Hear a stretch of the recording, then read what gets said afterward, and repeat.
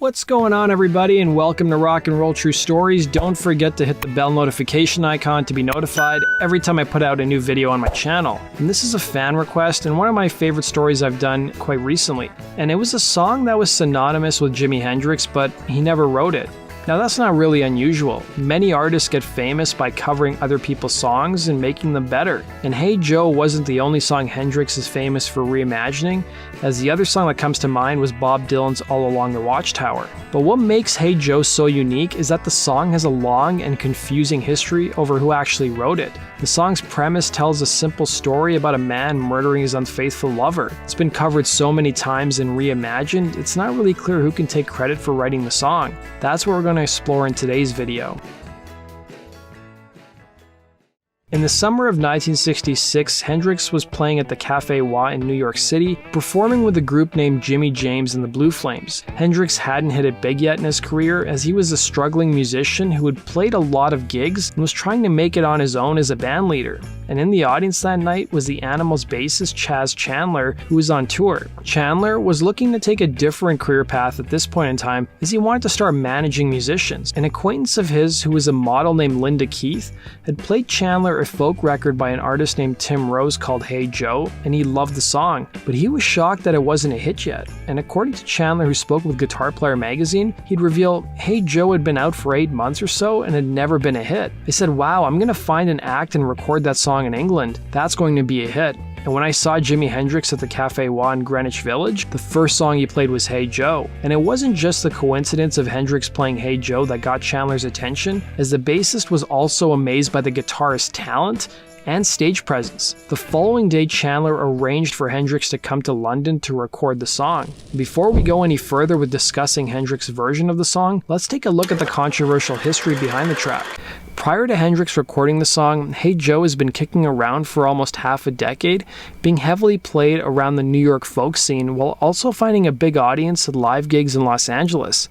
Multiple artists have claimed credit for writing the song over the years, with even the lawyer who administers the copyright to the song not being sure over who actually wrote it.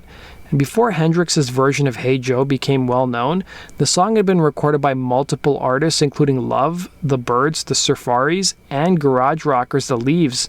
In fact, The Leaves recorded 3 different versions of the song beginning in 1965, and they finally scored a top 40 hit in 1966 with their last version. The Leaves would switch up the lyrics for the song, swapping the word money for gun.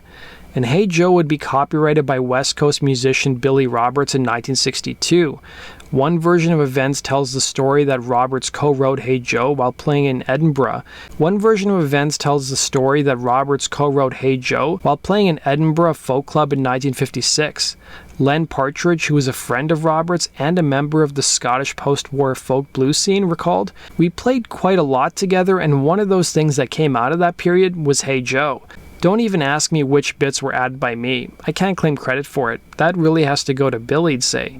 And what's unusual is that Roberts regularly performed the song as far back as the 50s and early 60s, but waited years to copyright the song. So that's one version of events. Another version of events claims that Roberts stole the song. Roberts was never really able to properly explain how he came up with the track. And the song features a standard chord structure and some similarities to other blues songs. Neela Miller, who was Roberts' girlfriend in the late 50s and a fellow musician, claimed that Roberts ripped off her song Baby Please Don't Go to Town, claiming he altered the lyrics, and she would reportedly tell The Independent, "My music publisher at the time advised me against suing Billy." What's most shocking though is that the lawyer who administers the copyright to the song, named Martin Cohen, also doubts Roberts' claim to the track, saying, "It's always been difficult for me to believe that guy could write this phenomenon. To my knowledge, Roberts never recorded it." According to Cohen, royalties were initially paid to Dino Valenti, who was later the frontman of Quicksilver Messenger Service and a friend of Roberts. And when Valenti admitted that he was lying about writing the song, the copyright was claimed in 1962 by Roberts. And at the beginning of this video, I talked about Tim Rose recording the song, which caught the ear of Chas Chandler. Well, Rose claimed it was an old blues song that he's known since he was a boy, but there's really been no evidence to support this. So getting back to the Jimi Hendrix version of the track, Chandler's version he recorded with Hendrix would be slower and more blues influenced and seemed to borrow Rose's blues-based approach while also using the Leaves lyrics.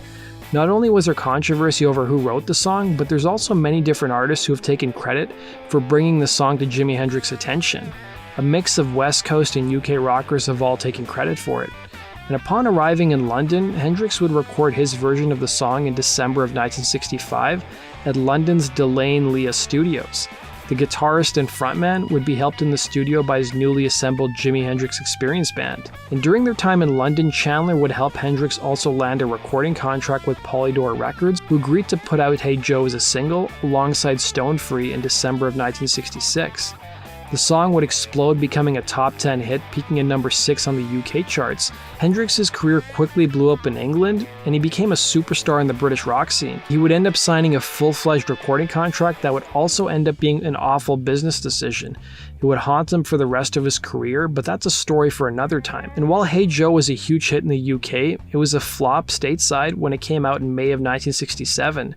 As far as the public was concerned in the US, the best-known version of the song belonged to The Leaves. So, how did Jimi Hendrix's version get so popular in the US? Well, it soon became better known when Purple Haze dominated the Billboard charts in the summer of 1967. That does it for today's video, guys. Thanks for watching. Be sure to like button and subscribe. If you have suggestions for future topics, let me know in the comment section below. Take care.